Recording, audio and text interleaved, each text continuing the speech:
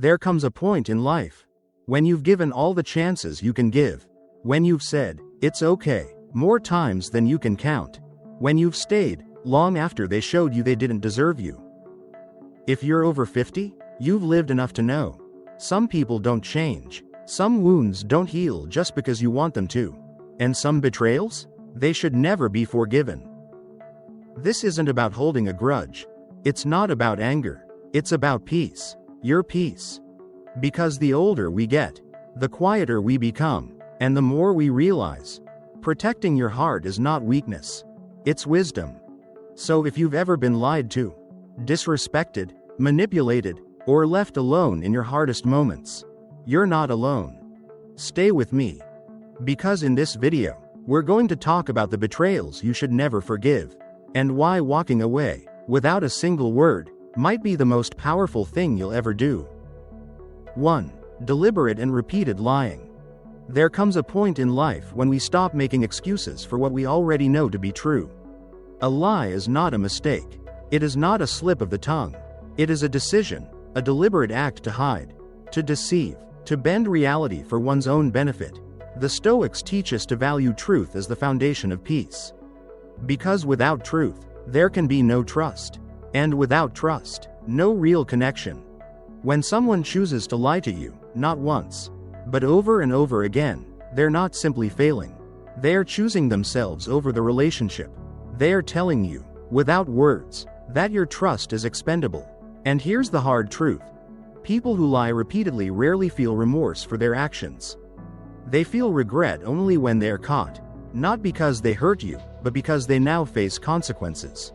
As we get older, we learn to pay attention to patterns, not promises. A single apology means little if it's followed by the same behavior. Words without change are just noise. And the more we forgive lies without action, the more we train others to believe our boundaries are negotiable. A Stoic does not seek revenge. A Stoic does not hold bitterness. But a Stoic also does not hand their peace to those who treat it carelessly. You do not need to shout. You do not need to punish. You only need to step back, quietly, and remember your worth. Ask yourself, how many times has someone lied and truly changed? And if the answer is rarely, why are you still waiting for the next lie to hurt a little less? The choice to walk away from someone who lies to you is not an act of anger. It's an act of clarity. You are not here to carry the weight of someone else's dishonesty. You are here to live with dignity, with inner stillness, and with people who speak truth, even when it's difficult. Let others play games if they choose. You protect your peace. 2. Silence as betrayal. Not every betrayal is loud. Some come quietly, dressed in silence, a look that lingers too long, a detail that keeps changing, a truth that's avoided, not forgotten, just hidden. The Stoics remind us that virtue lives in truth, and when someone withholds the truth, especially when you deserve to know it, they have already made a choice. That silence is not passive. It is a form of deception. You see, many people think lying is only when someone speaks an untrue word. But the absence of truth, when someone intentionally leaves things out, dances around your questions, or avoids eye contact, it's just as damaging. Sometimes even more, because the unspoken betrayal leaves you confused, doubting your instincts, questioning your memory, and worst of all, blaming yourself. At this stage in life, we've all seen it. A partner who forgets to mention something important. A friend who shrugs off your questions. A family member who keeps you in the dark. Not because you can't handle the truth, but because they fear the consequences of telling it. And so they stay silent, hoping you won't notice. But you do. The Stoic does not react with rage. They observe. They recognize patterns. They seek clarity, not control. And they understand that when truth is withheld, it is no longer a shared life, it becomes a performance. With one person always left guessing. So what do? You listen, not just to words, but to tone, to energy, to what is missing. And when someone's silence feels louder than honesty, you believe it, because the truth, no matter how hard, builds trust. But silence, calculated, deliberate silence, destroys it. You deserve relationships where you don't have to read between the lines. where you're not decoding facial expressions or replaying conversations, wondering what was left out. Peace comes when truth is the standard, not the exception. So the next time someone leaves you in the dark, don't beg for answers. Don't chase the truth. Simply step back and understand. If they wanted to be honest, they would be. If they chose silence, they chose distance. And the Stoic does not cling to people who fear truth more than they fear losing you. Walk with quiet strength, and let those who cannot speak honestly walk on without you. 3. The quiet kind of disrespect. Not all disrespect is loud. It doesn't always show up as yelling, insults, or slamming doors. Sometimes, it hides in a joke, a sigh, an eye roll, a dismissive shrug when you share something that matters to you. This kind of disrespect is quiet, but it cuts just as deep. Maybe deeper. The Stoics teach us that dignity is not something others give us. It's something we choose to protect. And protecting it means recognizing the moments when someone makes you feel small, not through anger, but through indifference. You've probably felt it. You speak your mind, you express your feelings, and instead of being heard, you're met with laughter, not the warm kind, but the kind that says, "You're overreacting." You're told you're too sensitive, that it was just a joke. But if it hurts, if it stays with you, if it makes you second-guess yourself, it's not just anything. It's erosion, slow and subtle. This kind of behavior doesn't show up all at once. It creeps in, one small moment at a time.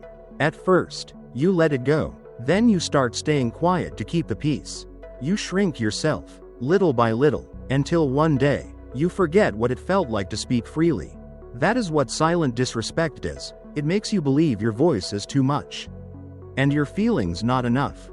A Stoic doesn't respond with drama. They don't argue or try to force others to understand. They observe. They accept reality as it is, not as they wish it to be. And when someone consistently disregards their emotions, a Stoic doesn't beg for respect.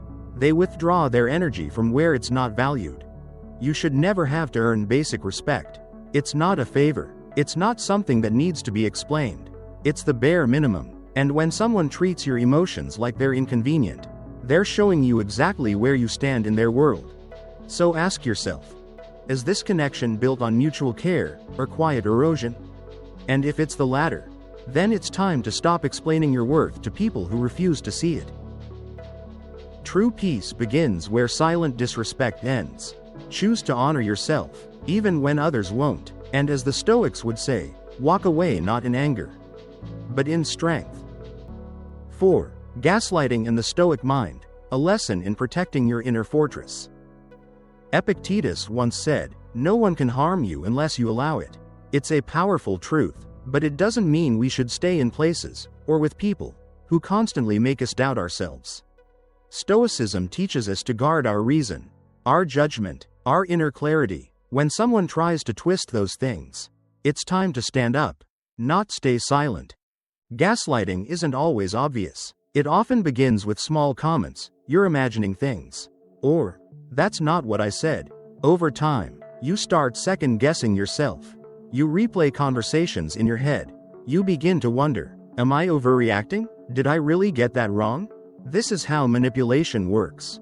It doesn't overpower you, it makes you surrender your truth, one piece at a time. The Stoic knows that clarity is sacred. Once you lose trust in your own perception, you lose the ability to navigate life with strength. And that's exactly what manipulators want. They don't want understanding. They want control. They want you to question your instincts, to silence your inner voice, to defer to their version of reality. You may have experienced this with someone close, a partner, a friend, even family. They shift the blame. They rewrite history. And when you call it out, they make you feel like the problem. That kind of dynamic is not love. It's not care. It's control dressed as concern. A Stoic doesn't chase arguments. We don't need to win debates. But we also don't tolerate erosion of the truth. When someone tampers with our mind, our memory, our meaning, we walk away. Not with rage, but with resolve. Ask yourself, is this person helping you think clearly, or making you doubt what you know? Do you feel grounded after talking with them, or more confused? If your truth always gets minimized, that's not a relationship. That's manipulation. You owe no one access to your peace of mind. It's not cruel to protect your clarity. It's wise. As the Stoics taught, the mind is a fortress. Guard it, and if someone keeps trying to break the gates, don't hand them the keys. Lock the door. Reclaim your stillness. Walk forward, eyes clear, soul intact. 5. They disappear when you need them most. Life has a way of revealing who's truly with you, not when the sun is shining, but when the storm rolls in. In moments of pain, loss, or deep uncertainty, people show their true character, and some simply vanish. A Stoic doesn't demand loyalty. We don't expect others to fix our struggles or carry our burdens. But we do observe. We pay attention. Because someone who disappears when you're hurting is not someone you can rely on when life returns to calm. You may have seen this in your own life. Friends who were full of laughter when times were good, but silent when you needed support. A family member who showed up for celebrations, but not when the diagnosis came. A partner who could handle your strength, but not your tears. And that silence, that absence, it spoke volumes. Epictetus reminds us, it's not what happens to you, but how you respond that matters. And when someone chooses to leave you alone in your struggle, your response doesn't need to be anger. It doesn't require confrontation. You don't have to explain your hurt or ask them to come back. You simply stop keeping space for people who disappear when it matters most. Stoicism teaches us to value what's real, not words, not promises, but consistent action. The ones who check in without being asked. The ones who sit with you in silence when there are no words. The ones who don't need to be perfect, just present. Those are the people worth walking with. And as for the ones who leave, let them go.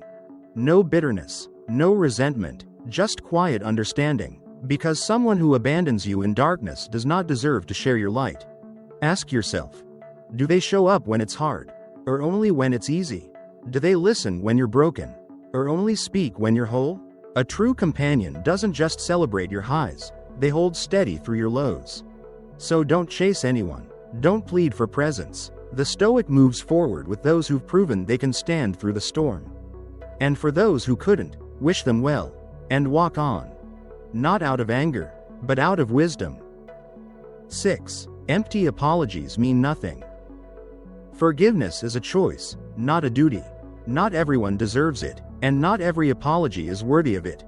The Stoics remind us, we are responsible for our own peace, not for cleaning up the guilt of others.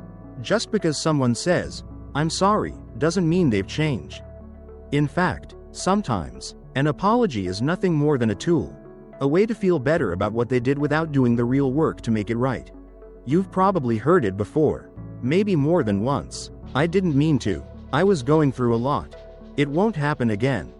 But then it does, again and again, and each time, the apology comes quicker, more practiced, less sincere, until eventually, you're not forgiving them because they earned it. You're forgiving them because they expect it.